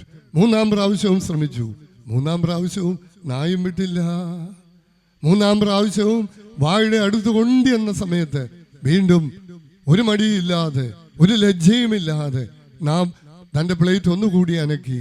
ചെറുപ്പക്കാരൻ ഇപ്രാവശ്യം സ്പൂണിൽ കോരിയതല്ല, പ്ലേറ്റിലുണ്ടായിരുന്നത് മുഴുവൻ നായുടെ പ്ലേറ്റിൽ ഇട്ടുകൊടുത്തു. ചെറുപ്പക്കാരൻ ധൃതിയിൽ എഴുന്നേറ്റ് പോയി. നായും എഴുന്നേറ്റ് പോയി. ചെറുപ്പക്കാരൻ എങ്ങോട്ടാ പോയെന്നുള്ളത് കാണിക്കുന്നില്ല. നായ എങ്ങോട്ടാ പോയെന്നുള്ളത് വ്യക്തമായി കാണിച്ചിരുന്നു. ഗേറ്റിന് വെളിയിൽ വഴിയോരത്ത് വാടി തളർന്നു കിടന്ന മറ്റൊരു നായയുടെ അടുത്തേക്കായിരുന്നു. ചെറുപ്പക്കാരൻ്റെ നായ നല്ല ഭക്ഷണമൊക്കെ കിട്ടുന്നതാ, നല്ല വെടിച്ചില്ല് പോലെ നടന്നു പോകുന്നത്. മറ്റേ നായ ക്ഷീണം കൊണ്ട് വാടി തളർന്നു കിടക്കുക. അതിനെ ചെന്ന് വിളിച്ചുണർത്തുന്ന ഒരു രംഗമുണ്ട് പ്രിയരെ. അവിടെ മുതൽ എൻ്റെ കണ്ണുകൾ ഈറനണിയാൻ തുടങ്ങി. ഉറക്കത്തിലായാൽ നാരായല്ല മനുഷ്യനായാലും ആരായാലും ഇഷ്ടപ്പെടത്തില്ലല്ലോ. നായ അതിൻ്റെ അതൃപ്തിയൊക്കെ പ്രകടിപ്പിക്കുന്നുണ്ട്. പക്ഷെ വിളിക്കാൻ ചെന്ന നായ അല്പം പോലും മടി കാണിക്കാതെ അതിനെ വിളിച്ചുണർത്തി കൂട്ടിക്കൊണ്ടുവരിക. ചെറുപ്പക്കാരൻ്റെ നായ നല്ല ജഡതയിൽ നടക്കുന്നു. മറ്റേതിന് അത്രയും സ്പീഡിൽ നടന്നു വരാൻ കഴിയുന്നില്ല. ചെറുപ്പക്കാരൻ്റെ നായ അല്പം നടക്കും, ഒന്ന് നിൽക്കും, മറ്റേ കൂടെ വരാനും കാത്തു നിൽക്കും. അങ്ങനെ നടന്ന് ഈ വീട്ടിലേക്ക് കൊണ്ടുവന്ന് നായ എന്ത് ചെയ്തെന്നറിയാമോ? യജമാനനോട് ചോദിച്ചു വാങ്ങിച്ചത് അതേപടി ഈ റോഡിൽ നിന്ന് കൂട്ടിക്കൊണ്ടുവന്ന നായ്ക്ക് കൊടുക്കുന്നു. എനിക്ക് എന്നെ നിയന്ത്രിക്കാൻ കഴിഞ്ഞില്ല. എൻ്റെ രണ്ട് കണ്ണും നിറഞ്ഞൊഴുകുന്നു. ചെറുപ്പക്കാരൻ്റെ നായ്ക്ക് കൺവെൻഷൻ ഉണ്ടോ എന്നെനിക്കറിയില്ല. പള്ളികളിൽ കൺവെൻഷൻ, യൂണിയൻ കൺവെൻഷൻ, ദേശത്ത് കൺവെൻഷൻ, ഇനി അങ്ങോട്ട് മാലപ്പടക്കം പൊട്ടുന്നത് പോലെ തുടങ്ങിയാണ് ഇല്ലേ? ചെറുപ്പക്കാരൻ്റെ നായ ഏത് പള്ളിയുടെ അംഗമാണെന്ന് എനിക്കറിയില്ല. അപ്പൊ എൻ്റെ മനസ്സിൽ സ്വർണ്ണനാവുകാരൻ ഈവാനിയോസ് സെയിന്റ് ജോൺ ക്രിസോസ്റ്റം ചോദിക്കുന്ന ചോദ്യം ഉയർന്നു: മനുഷ്യ, എവിടെയാണ് മനസാക്ഷി? യജമാനനോട് ഈ നായ എരന്ന് വാങ്ങിച്ചിട്ടും ഒരു കഷ്ണം പോലും അല്പം പോലും അത് അനുഭവിക്കുന്നില്ല. ഗേറ്റിന് വെളിയിൽ വാടി തളർന്ന് കിടക്കുന്ന സമസൃഷ്ടത്തോടുള്ള അതിൻ്റെ അതൊരു കരുതലും ചിന്തയും, കമ്പാഷൻ. അവരൻ്റെ വേദന സ്വന്തം വേദനയായി അനുഭവപ്പെടുകയും അതിന് തന്നാൽ ആവുന്ന വിധത്തിൽ പരിഹാരം കാണുകയും ചെയ്ത ഒരു നായ്ക്കുട്ടി. പ്രിയമുള്ളവരെ, ധനവാന്റെ മനോഭാവം എന്തുവാ? നിന്റെ ദൗർഭാഗ്യം നിന്റെ വിഷയം. It doesn't matters to me. ഇതെന്റെ വിഷയമല്ല. നിന്റെ ദൗർഭാഗ്യം, നിന്റെ വിഷയം നീ അനുഭവിച്ചു, എനിക്കത് വിഷയമേ അല്ല. 10-ാം അധ്യായത്തിൽ വിശുദ്ധ ലൂക്കോസ് 10 ഞാൻ മുമ്പേ പറഞ്ഞ നല്ല ശമരിയക്കാരന്റെ ഉപമയുണ്ട്. പുരോഹിതനും ലേവ്യനും കടന്നുപോയി. ശമരിയക്കാരൻ വന്നു. അവനോ, നിന്റെ ദൗർഭാഗ്യം എൻ്റെ കൂടി ദൗർഭാഗ്യമാണ്. This matters me too. ഇതെന്നെ കൂടി ബാധിക്കുന്നു, സ്പർശിക്കുന്നു. ഇറങ്ങി അടുത്ത് ചെല്ലുന്നു, മുറിവുകൾ വൃത്തിയാക്കുന്നു, എണ്ണ വെച്ച് കെട്ടുന്നു, കൂടെ കൊണ്ടുപോകുന്നു, പരിചരിക്കാൻ ഏൽപ്പിക്കുന്നു. ചെയ്തോ, അധികം എന്തെങ്കിലും ആയാൽ മടങ്ങി വരുമ്പോൾ തന്നുകൊള്ളാം. അതുകൊണ്ടാണ് ഡീട്രിച്ച് ബോൺഹോഫർ എന്ന് പറയുന്ന ലോകപ്രസിദ്ധനായ വേദശാസ്ത്രജ്ഞൻ പറയുന്നുണ്ട്, ക്രിസ്തീയ ശിഷ്യത്വം എന്ന് പറയുന്നത് it is A costly discipleship. അത് വിലയുള്ള ശിഷ്യത്വമാണ്, ചെലവുള്ളതാണ്, ബുദ്ധിമുട്ടുള്ളതാണ്, അത് ത്യാഗത്തിൻ്റെതാണ്. കാരണം അവരെൻ്റെ വേദന എൻ്റെയും വേദനയായി അതിനാൽ ആവുന്ന വിധത്തിൽ പരിഹാരം കാണണം. തളർവാദിയെ യേശുവിൻ്റെ അടുത്ത് കൊണ്ടുവരുന്ന ഒരു വേദഭാഗം മർക്കോസിൽ നാം കാണുന്നുണ്ട്. നോമ്പിൽ ഞങ്ങളുടെ ആരാധനക്രമത്തിൽ നോമ്പിലെ 3-ാമത്തെ ഞായറാഴ്ചയാണ്. യേശു കപ്പർന്നഹൂമിൽ ഒരു വീട്ടിലുണ്ട് എന്ന് ശ്രുതിയായി. എത്രയോ പേരവിടെ തടിച്ചുകൂടി. 4 പേരറിഞ്ഞു. പക്ഷേ യേശു ഒരു വീട്ടിലുണ്ട് എന്ന് അറിഞ്ഞപ്പോൾ 4 പേരുടെ മനസ്സിൽ വന്നത് അവരുടെ കാര്യമല്ലായിരുന്നു. അവർക്ക് പരിചയമുള്ള, അറിവുള്ള, തളർന്നു കിടക്കുന്ന ഒരു മനുഷ്യനായിരുന്നു. അവർ 4 പേരും കൂടി അവനെ കൊണ്ടുവരികയാണ്. എല്ലാവർക്കും അറിയാവുന്നതായതുകൊണ്ടാണ് ഞാനതിൻ്റെ പൂർണ്ണ വിശദീകരണത്തിന് തുനിയാത്തത്. അവനെയും കൊണ്ട് വന്നപ്പോഴോ വലിയ പ്രതിസന്ധി. അകത്തോട്ടൊന്നും അടുക്കാൻ പറ്റുന്നില്ല. അവനെ അവിടെ തള്ളിയിട്ട് പോയില്ല. നിനക്കൊക്കെ ഗുണം ചെയ്യാമെന്ന് കണ്ടാലും അനുഭവിക്കാൻ യോഗമില്ല എന്ന് പറഞ്ഞ് അവനെ അവിടെ വഴിയിൽ തള്ളിയില്ല. ചലഞ്ചസ്, വെല്ലുവിളികളുണ്ട്. പുണ്യപ്രവൃത്തിക്ക് വെല്ലുവിളികളുണ്ട്. അതിനെ അവർ ഒന്നിച്ചു നിന്നു, ഒന്നിച്ച് അഭിമുഖീകരിച്ചു, ഒന്നിച്ച് അതിജീവിച്ചു. പക്ഷപാതക്കാരന് കർത്താവ് സൗഖ്യം കൊടുത്തു. എന്തുകൊണ്ടാ? യേശു അവരുടെ വിശ്വാസം കണ്ടിട്ട്. ആരുടെയാ? 4 പേരുടെ. 4 പേരെ നിങ്ങളുടെ വിശ്വാസം വലുത്. അവരൊന്നും പ്രഘോഷിക്കാനോ അട്ടഹസിക്കാനോ ഒന്നും പോയില്ല. ആഴമായ വിശ്വാസവും ആനുപാതികമായ കർമ്മവും കൂടി ചേരുമ്പോഴാണ് അത് പൂർണ്ണമാകുന്നത്. രണ്ടാമത് ഞാൻ ഒരു വീഡിയോ കൂടി പറയട്ടെ. ഒരു സിനിമയാണ്. തിരുമേനി സിനിമ കാണുമ്പോൾ എന്ന് ചോദിക്കരുത്, ഞാനൊരു സിനിമയും കാണാറില്ല. പക്ഷെ 1 മിനിറ്റ് മാത്രം ദൈർഘ്യമുള്ള ഒരു സിനിമ, ഒരു മനുഷ്യനും അഭിനയിച്ചിട്ടില്ലാത്ത ഒരു സിനിമ, ലോകത്തിലെ ഏറ്റവും വലിയ സിനിമകൾക്കുള്ള അവാർഡ് കൊടുക്കുന്ന ഓസ്കാർ അവാർഡ് കിട്ടിയ ഒരു സിനിമ. 1 മിനിറ്റേ ഉള്ളൂ.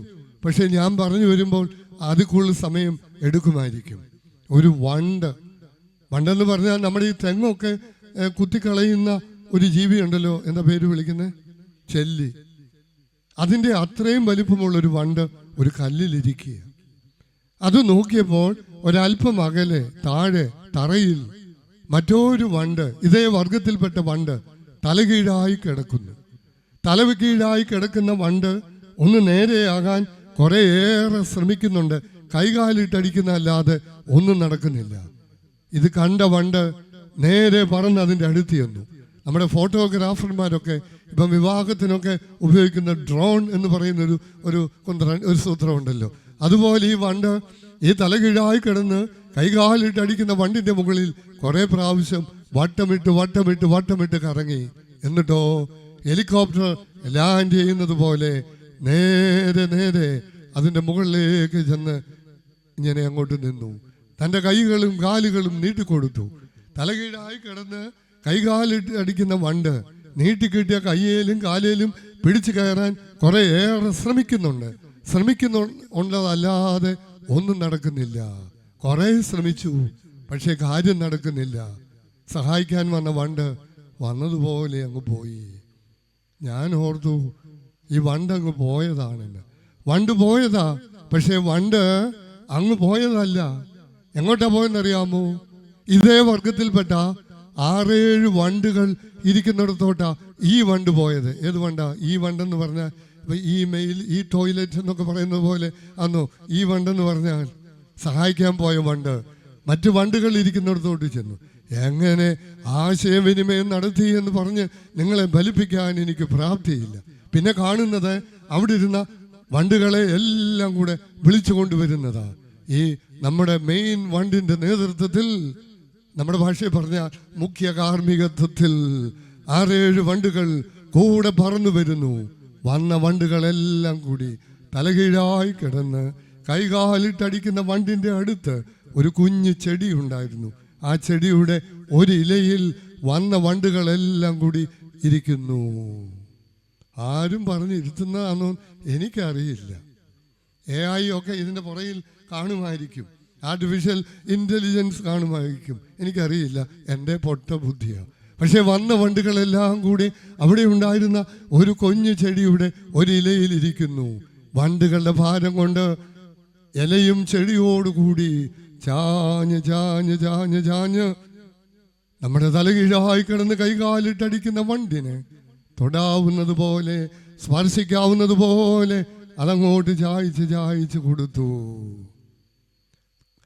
കൈകാലിട്ടടിക്കുന്ന വണ്ട് ആ ഇലയിൽ അരമുണ്ടായിരുന്നു. അതിൽ പിടിച്ചു കയറി നേരെ നിന്നു, ശ്വാസം വിട്ടു. എല്ലാ വണ്ടുകളും കൂടെ ഒന്നിച്ച് പറന്നുപോയി. ഞാനൊരു പ്രാർത്ഥന പ്രാർത്ഥിച്ചു. വണ്ടിനെ പോലെയുള്ള ഏത് വണ്ട? തലകീഴായി കിടന്നതല്ല, സഹായിക്കാൻ നേതൃത്വം കൊടുത്ത വണ്ടിനെ പോലുള്ളൊരു മനസ്സ് എനിക്കും തരണമേ. നിസാര ജീവികൾ ഉറുമ്പിനെ കണ്ട് പാഠം പഠിക്കാൻ ജ്ഞാനികളുടെ ജ്ഞാനിയായ ശലോമോൻ പറയുന്നില്ലേ പ്രിയമുള്ളവരെ? എനിക്ക് തോന്നുന്നത് മനുഷ്യനൊഴികെ എല്ലാറ്റിൽ നിന്നും പാഠം പഠിക്കാൻ നമുക്കുണ്ട് എന്നുള്ളതാണ്. എല്ലാവർക്കും പാഠം പകർന്നു കൊടുക്കേണ്ട നമുക്ക് മാത്രം ഇല്ലാതെ പോകുന്നു. മനുഷ്യൻ എത്ര സ്വാർത്ഥനായി മാറുന്നു. 2025 തീർന്നു, 26 ഇന്ന് 4-ാം ദിവസം.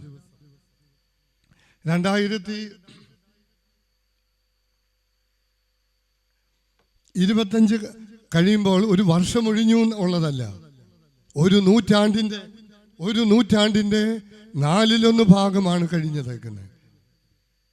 A quarter part of a century. ഒരു നൂറ്റാണ്ടിൻ്റെ 1/4 ഭാഗം, 25 വർഷം. 2000 മുതൽ 2025 വരെ. ഡിസംബർ 21-ാം തീയതി മലയാള മനോരമയുടെ സപ്ലിമെന്റിൽ ശ്രദ്ധേയമായ ചില കുറിപ്പുകൾ ഉണ്ടായിരുന്നു.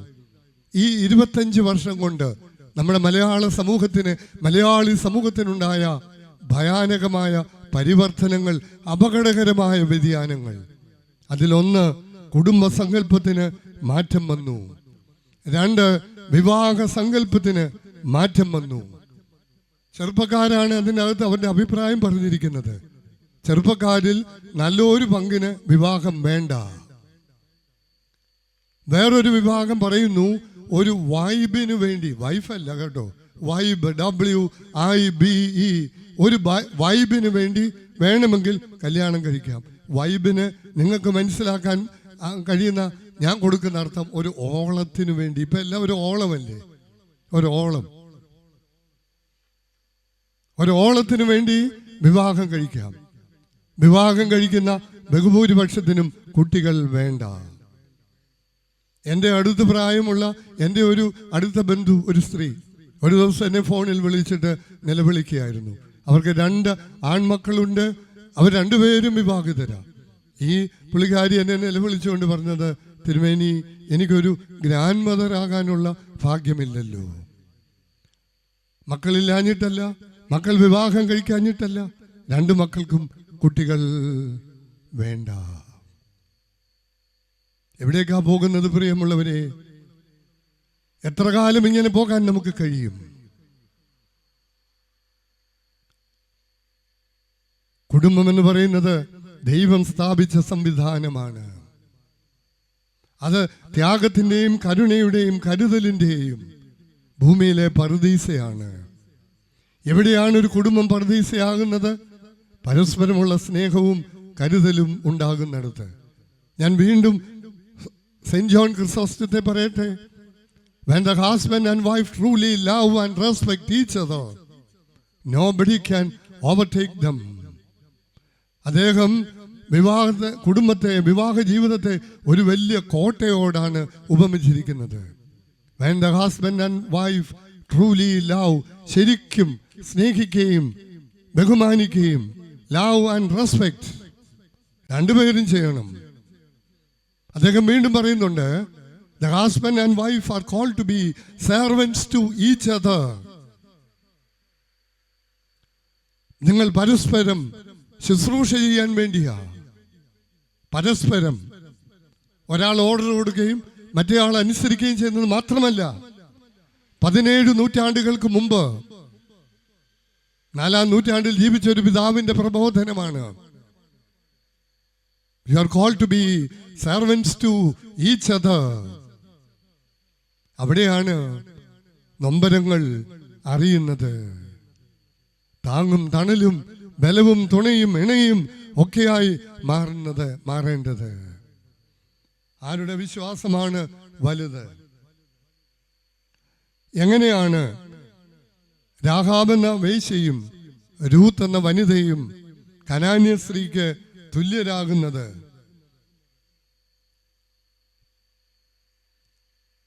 രണ്ട്, റിസ്കിംഗ് one's life for the sake of others.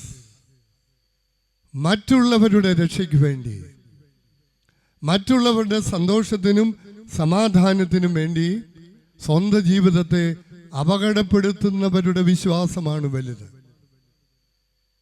യേശുവിൻ്റെ അടുത്ത് വന്നത് ഒരു പുറജാതിക്കാരി സ്ത്രീയാണ്. ഒന്ന്, അവരൊരു സ്ത്രീയാണ്. രണ്ട്, അവരൊരു പുറജാതിക്കാരിയാണ്.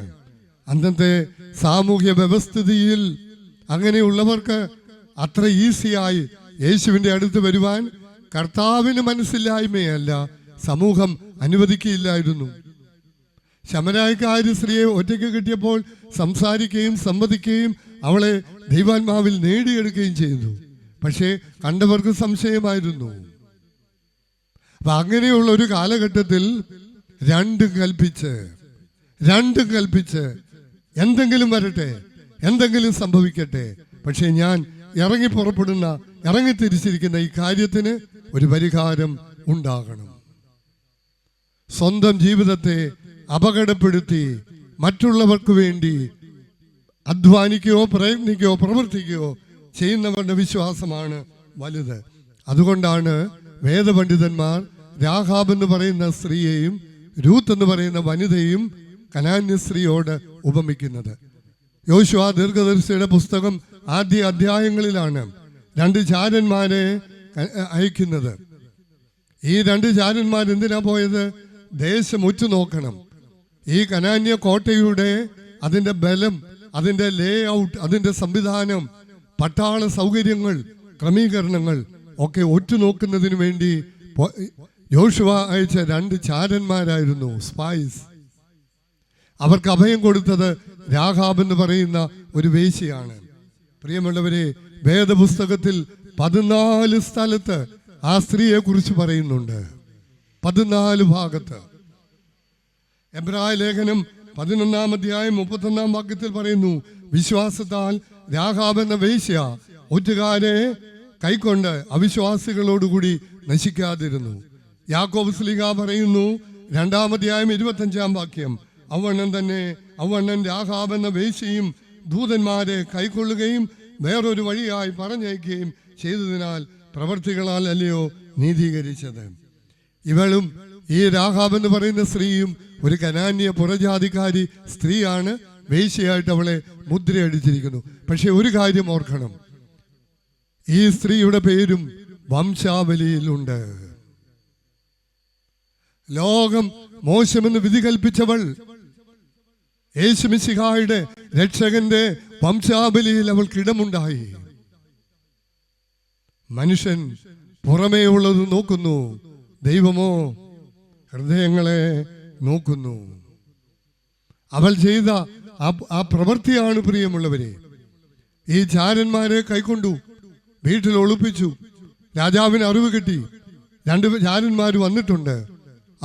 അവളെ വീട്ടിൽ ഒളിപ്പിച്ചിട്ട് ഇത് അന്വേഷിക്കാൻ വന്നവരോട് പറഞ്ഞു, ഇവിടെ വന്നായിരുന്നു, സന്ധ്യയ്ക്ക് പട്ടണത്തിന്റെ വാതിൽ അടയ്ക്കുന്നതിന് മുമ്പേ അവരിവിടുന്ന് പോയതേ ഉള്ളൂ, നിങ്ങൾ പുറകെ പോകാമെങ്കിൽ അവരെ കണ്ടുപിടിക്കാൻ പറ്റുമായിരിക്കും എന്ന് പറഞ്ഞു. വീട്ടിൽ ഒളിപ്പിച്ചിരിക്കുകയാണ്. അവസാനം കിളിവാതിലൂടി അവരെ ഇറക്കി വിട്ടു. ഇറക്കി വിടുന്നതിന് മുമ്പ് ഒരു കാര്യം പറഞ്ഞു, നിങ്ങൾ ഈ നാട് പിടിച്ചടക്കുമ്പോൾ എന്നെ നിങ്ങൾ ഓർക്കണം, എൻ്റെ കുടുംബത്തെ രക്ഷിക്കണം. അതിനൊരടയാളം ആ കിളിവാതിൽ ഒരു ചുമന്ന ചരട് അവർ കെട്ടിയിട്ടിരുന്നു. വംശാവലിയിൽ രാഹാബ് എന്ന് പറയുന്ന ഒരു സ്ത്രീക്ക് ഇടമുണ്ടായെങ്കിൽ പ്രിയമുള്ളവരെ, റിസ്കിങ് ഹർ ലൈഫ്, അവിടെ ജീവിതത്തെ അപകടപ്പെടുത്തിക്കൊണ്ട് തന്നെയാണ്. അന്വേഷിക്കാൻ വന്നവര് വീടൊന്ന് അരിച്ചു പെറുക്കി എടുത്തിരുന്നെങ്കിൽ ചാരന്മാരെ പിടിക്കുക മാത്രമല്ല, ഈ സ്ത്രീയുടെ ജീവിതം കൂടി അപകടപ്പെടുമായിരുന്നു. നമുക്കൊരു പാട്ടുണ്ടല്ലോ, വരുന്നതെന്തും വരട്ടെന്നല്ലാതെ എനിക്ക് പാടില്ല എന്ന് നമ്മൾ പാടുന്നത് പോലെ. വരട്ടെ, ഞാൻ എന്തും സഹിക്കാൻ തയ്യാറാണ്. രണ്ടും കൽപ്പിച്ച് ഇറങ്ങിയൊരു സ്ത്രീ ആയിരുന്നു രാഹാബ് എന്ന് പറയുന്ന ഒരു സ്ത്രീ. 3, രൂത്തിനെ എന്തുകൊണ്ട് കനാന്യ സ്ത്രീയോട് ഉപമിച്ചിരിക്കുന്നു എന്ന് ചോദിച്ചാൽ, who put others' need before their own. തങ്ങളുടെ ആവശ്യങ്ങളെക്കാൾ മറ്റുള്ളവരുടെ ആവശ്യങ്ങൾക്ക് മുൻഗണന കൊടുക്കുന്നവരുടെ വിശ്വാസമാണ് വലുത്. കനാന്യ സ്ത്രീയെ തന്നെ നോക്ക്, അവൾക്കൊന്നേ പറയാനുള്ളൂ, എൻ്റെ മകൾക്ക് ഭൂതോപദ്രവമാണ്, സൗഖ്യം വേണം. കനാന്യ സ്ത്രീക്ക് ആവശ്യങ്ങൾ കാണുമായിരിക്കും, പ്രശ്നങ്ങൾ കാണുമായിരിക്കും, പ്രയാസങ്ങൾ ഉണ്ടായിരിക്കും. ഒറിഗനിലേക്ക് മടങ്ങി വരാം. അമ്മ, സഭയും മകൾ പോയി. മകൾ ആ സഭയിലെ ഒരംഗവുമാണ്, മെമ്പർ ഓഫ് ദ ചർച്ച്. ആർക്കും അവരുടേതായ വിഷയങ്ങളല്ല, മറ്റ് അപകടത്തിലായിരിക്കുന്ന, ആവശ്യത്തിലായിരിക്കുന്നത് അവരുടെ ആവശ്യം ഒന്നാമത്. രൂത്തിനെ കുറിച്ച് ഞാൻ നിങ്ങളോട് വിശദീകരിക്കേണ്ട കാര്യമില്ലല്ലോ. മഹാത്മാഗാന്ധി ഒരു വാചകം, നിങ്ങളെ തന്നെ കണ്ടെത്തുവാനുള്ള ഏറ്റവും നല്ല മാർഗം മറ്റുള്ളവരെ ശുശ്രൂഷിക്കുന്നതിൽ നിങ്ങളെ തന്നെ നഷ്ടപ്പെടുത്തുന്നതാണ്. മഹാത്മാഗാന്ധിയുടെ വാക്കുകളാണ്. നിങ്ങളെ തന്നെ കണ്ടെത്തുന്നതിനുള്ള ഏറ്റവും നല്ല മാർഗം മറ്റുള്ളവരെ ശുശ്രൂഷിക്കുന്നതിൽ നിങ്ങളെ തന്നെ നഷ്ടപ്പെടുത്തുക എന്നുള്ളതാണ്. രൂത്തിലേക്ക് മടങ്ങി വരൂ പ്രിയമുള്ളവരെ. എലിമലേക്ക് ഭാര്യ നവോമി, 2 മക്കൾ. ഉത്തരം ഞാൻ പ്രതീക്ഷിക്കുന്നു, പക്ഷെ ഞാൻ തന്നെ പറയുന്നു, മഹ്ലോനും കെല്യോനും 2 സ്ത്രീകളെ ഇസ്രായേലിൽ യഹൂദ ദേശത്ത് ക്ഷാമം വന്നപ്പോൾ മോവാബിൽ പോയി. മോവാബിൽ നിന്ന് 2 സ്ത്രീകളെ അവര് വിവാഹം കഴിച്ചു, ഓർഫയും രൂത്തും. എലിമലേക്ക് മരിക്കുന്നു, പുറകെ മഹ്ലോനും കില്യോനും മരിക്കുന്നു, രൂത്തും 2 മരുമക്കളും അവശേഷിക്കുന്നു. രൂത്ത് തൻ്റെ 2 മരുമക്കളോടും പറയുന്നുണ്ട്, നിങ്ങൾക്ക് പിരിയാം. നവോമി തൻ്റെ 2 മരുമക്കളോടും പറയുന്നു, മക്കളെ, ഞാൻ എൻ്റെ ആൾക്കാരുടെ നാട്ടിൽ പോകുക, നിങ്ങളുടെ നാട്ടിൽ തന്നെ നിങ്ങൾക്കുള്ളവരുടെ കൂടെ നിങ്ങൾ കഴിയൂ. ഞാൻ വളരെ പ്രായമായി, ഇനി എനിക്ക് സന്തതി ഉണ്ടായി, നിങ്ങൾക്ക് അവരെ വിവാഹം കഴിക്കാനൊന്നും പറ്റില്ല. You have the freedom to choose. നിങ്ങൾക്ക് നിങ്ങളുടെ ഭാവി വരന്മാരെ സ്വീകരിക്കാൻ നിങ്ങൾക്ക് അനുവാദമുണ്ട് എന്ന് പറഞ്ഞു. ആദ്യം ഓർഫ കരഞ്ഞും പറഞ്ഞുമൊക്കെ നിന്നെങ്കിലും അമ്മയുടെ സ്നേഹ നിർബന്ധം കൊണ്ട് അവൾ പിരിഞ്ഞുപോയി. രൂത്ത് പറയുന്ന ഒരു മറുപടിയുണ്ട്. രൂത്തിന്റെ പുസ്തകം 1-ാം അധ്യായം 16-17 വാക്യങ്ങൾ. അതിന് രൂത്ത്, നിന്നെ വിട്ടുപിരിവാനും നിന്റെ കൂടെ വരാതെ മടങ്ങിപ്പോകുവാനും എന്നോട് പറയരുതേ. ഒരു മരുമകൾ അമ്മായിയമ്മയോട് പറയുന്നതാണ്, നിന്നെ വിട്ടുപിരിവാനും നിന്റെ കൂടെ വരാതെ മടങ്ങിപ്പോകുവാനും എന്നോട് പറയരുതേ. നീ പോകുന്നിടത്ത് ഞാനും പോരും, നീ പാർക്കുന്നിടത്ത് ഞാനും പാർക്കും. നിന്നെ കൊന്നിട്ട് ഞാൻ പോകുമെന്നല്ല, അങ്ങനെയല്ല, നിന്നെ കൊന്നിട്ടേ ഈ ഉള്ളവൾ പോവുകയുള്ളൂ, അങ്ങനെയല്ല. നീ പോകുന്നിടത്ത് ഞാനും പോരും, നീ പാർക്കുന്നിടത്ത് ഞാനും പാർക്കും. നിന്റെ ജനം എൻ്റെ ജനം, നിന്റെ ദൈവം എൻ്റെ ദൈവം. നീ മരിക്കുന്നിടത്ത്, നിന്നെ കൊന്നിട്ടല്ല, നീ മരിക്കുന്നിടത്ത് ഞാനും മരിച്ച് അടക്കപ്പെടും. മരണത്താലല്ലാതെ ഞാൻ നിന്നെ വിട്ടുപിരിഞ്ഞാൽ യഹോവ തക്കവണ്ണവും അധികവും എന്നോട് ചെയ്യുമാറാകട്ടെ. ദൈവഭയമുണ്ട്. ഇസ്രായേലിന്റെ ദൈവത്തെ ഭയപ്പെടുകയാ. ഓർക്കണം പ്രിയമുള്ളവരെ, അവളുടെ നാട്ടുകാരും സ്വന്തക്കാരും വീട്ടുകാരും എല്ലാം ഉള്ളിടത്ത് നിന്ന്, അവളുടെ സംസ്കാരത്തിൽ നിന്ന്, ജനിച്ചു വളർന്ന സാഹചര്യത്തിൽ നിന്ന് സകലരെയും വിട്ട് വേറൊരു സാഹചര്യത്തിൽ ഭർത്താവും പോയി. പക്ഷെ ആ സ്ത്രീയുടെ കമ്മിറ്റ്മെന്റ്, ദൈവം അവളെ കൈവിട്ടില്ല. മറ്റുള്ളവരെ കരുതുന്നവളെ ദൈവം കരുതും. പ്രിയമുള്ളവരെ, മറ്റുള്ളവരെ ത്യാഗപൂർവമായി കരുതുന്നവരെയും ശുശ്രൂഷിക്കുന്നവരെയും ദൈവം കരുതും. ഏറ്റവും നല്ല ഉദാഹരണമാണ് രൂത്ത്. എലിമലേക്കിന്റെ ബന്ധുക്കാരനായ ബോവാസ് അവളെ വിവാഹം കഴിക്കുന്നു. ബോവാസിൽ രൂത്തിന് ഓബേദ് എന്ന് പറയുന്ന ഒരു മകൻ ജനിക്കുന്നു. ആ ഓബേദാണ് ദാവീദ് രാജാവിന്റെ പിതാവായ ഈശായുടെ പിതാവ് ഓബേദ്, അല്ലെങ്കിൽ ദാവീദ് രാജാവിന്റെ വല്യപ്പനായ ഓബേദ്. അവൾക്കും ഇടം കിട്ടി വംശാവലിയിൽ. നിങ്ങൾ സന്തോഷിക്കേണ്ടത് എന്തുകൊണ്ടാ?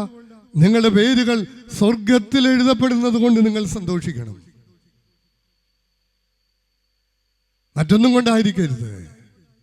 അത് എഴുതപ്പെടണമെങ്കിൽ ദൈവം എത്ര വിശ്വസ്തൻ, ദൈവം കരുതുന്നതിൽ എത്ര ശ്രേഷ്ഠൻ.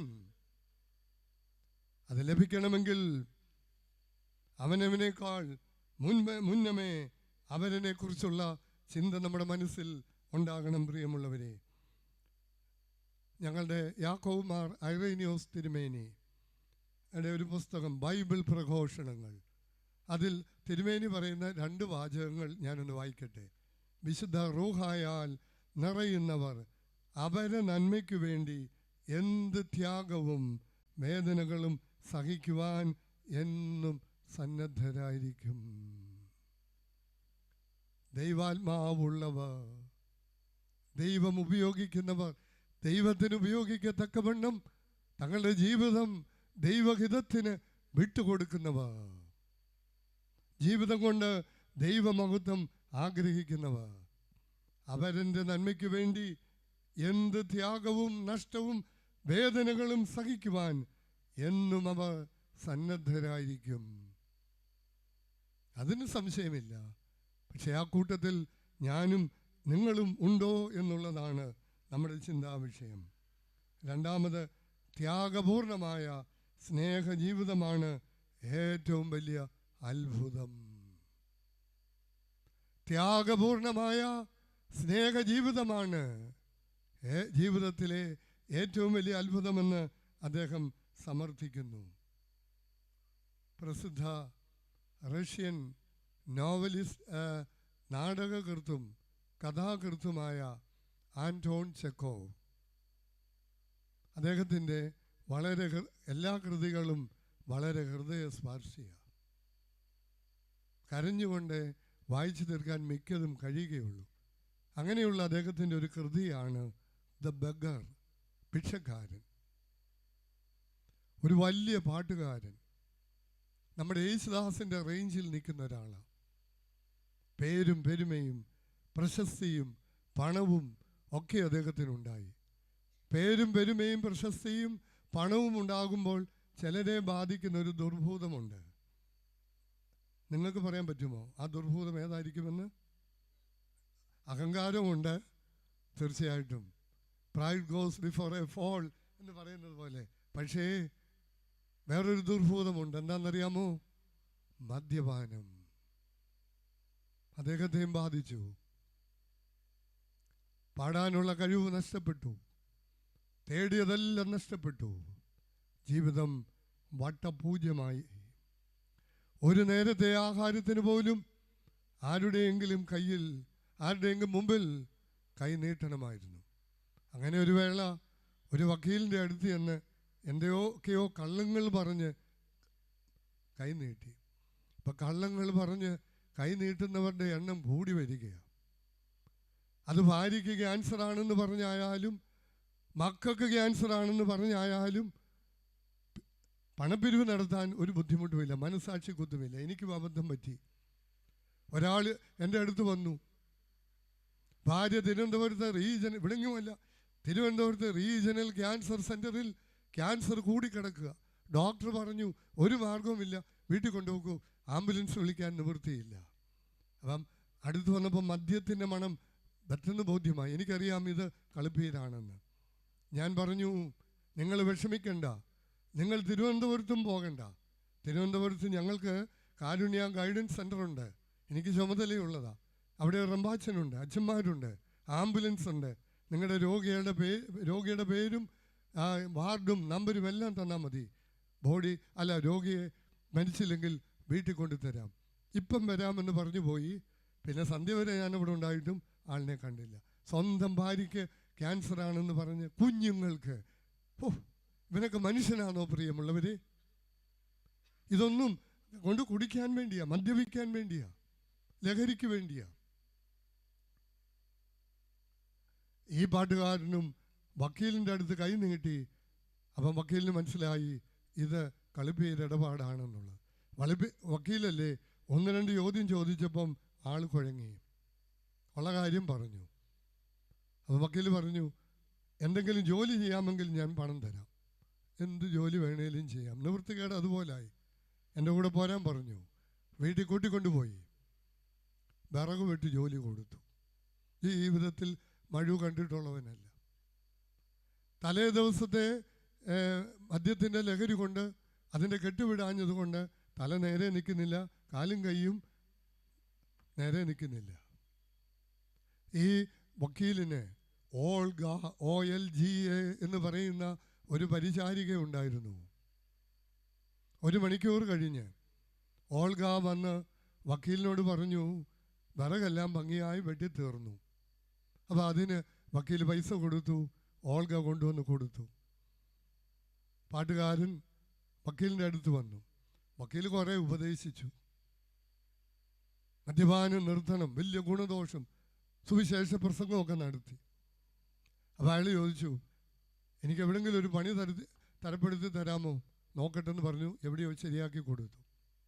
ചെറിയ പണിയൊക്കെ കിട്ടിക്കഴിഞ്ഞ് പെട്ടെന്ന് വരാൻ പറ്റിയില്ല. കുറേ കഴിഞ്ഞാൽ ഈ പാട്ടുകാരൻ മടങ്ങി വരുന്നത്. വക്കീലിനെ കാണാൻ വന്നു. ഞാൻ ഇന്നാരാന്ന് പറഞ്ഞു. വക്കീൽ വലിയ സന്തോഷമായി. എൻ്റെ ഉപദേശം കൊണ്ട് താൻ നന്നായതിൽ എനിക്കേറെ സന്തോഷമുണ്ട്, താൻ ഇനിയും മദ്യപിക്കരുത്, നന്നാകണമെന്ന് പറഞ്ഞ് വക്കീൽ വിട്ടില്ല. വക്കീലന്മാരല്ലേ, കിട്ടിയ അവസരം നോക്കിയിട്ട് വീണ്ടും പ്രഭാഷണം തുടങ്ങി. അത് കഴിഞ്ഞപ്പോൾ പാട്ടുകാരൻ പറഞ്ഞു, ഞാൻ മദ്യപാനം നിർത്തിയത്, രൂപാന്തരപ്പെട്ടത് അങ്ങയുടെ വാക്കുകൊണ്ടല്ല, അങ്ങയുടെ പരിചാരികയുടെ ഇടപെടൽ കൊണ്ടാണ്. എൻ്റെ പരിചാരികയോ? എങ്ങനെ? അതെ, ഓൾഗ, അങ്ങയുടെ പരിചാരികയുടെ സ്നേഹപൂർവമായ ഇടപെടൽ കൊണ്ട്. വിറക് വെട്ട് വശമില്ലാത്ത ഞാൻ വിറക് വെട്ടാൻ പാടുപെടുന്നത് കണ്ട് എന്നെപ്പോലൊരാൾ ഇത്ര ചെറിയ ഒരു ജോലി ചെയ്യുന്നത് കണ്ടിട്ട് അവൾ വിതുമ്പി അവർ കരയുകയായിരുന്നു. അവർ നെഞ്ചത്ത് കൈവച്ച് കരഞ്ഞു. അല്പം പോലും വിറക് വെട്ടി ശീലിച്ചിട്ടില്ലാത്ത എനിക്ക്, വശമില്ലാതിരുന്ന എനിക്ക് വേണ്ടി വിറക് വെട്ടിയത് ഓൾഗയായിരുന്നു. ജീവിതത്തിൽ കണ്ടിട്ടുള്ള മനുഷ്യനല്ല, പൂർവകാല പരിചയമില്ല, ബന്ധമില്ല, ഒന്നുമില്ല. ഞാനൊരു ധ്യാനചിന്തയിൽ നിന്നാണ് ഇത് വായിച്ചത്. ആ ധ്യാനചിന്ത എഴുതിയ ആള്, അദ്ദേഹത്തിൻ്റെ 3 കമൻറ്റുകൾ. ഓൾഗ ദൈവകരുണയുടെ ചാനലായി മാറുകയായിരുന്നു. അവളുടെ വാക്കിലും പ്രവൃത്തിയിലും പ്രതിഫലിച്ചത് കരുണാദ്രമയമായ സ്നേഹമായിരുന്നു. ഓൾഗ ദൈവകരുണയുടെ ഒരു വീട്ടിലെ വേലക്കാരിയാണ്. അവളിലൂടെ ദൈവസ്നേഹം പകർന്നത്.